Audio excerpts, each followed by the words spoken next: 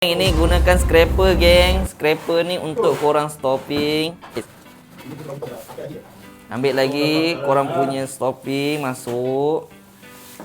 Lepas tu kacau sikit-sikit. Biar apa tu, biar teksturnya lembap. Dia tak boleh mengeras, tak boleh bagi sangat keras. Dia kena teksturnya lembut dan agak lembap. Baru kita tampal. Jom kita pergi tampal. Dan pun kena buat macam ni juga. Supaya apa tu? Supaya dia lebih cepat untuk kita tampal. Ni contoh ada benda yang tak rata, langsung ditampal loading. Gesek-gesek sikit, geng.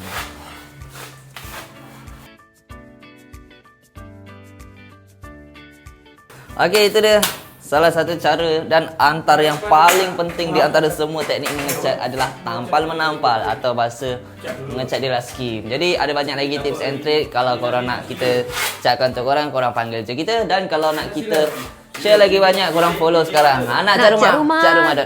Like, comment dan follow, geng. Jom.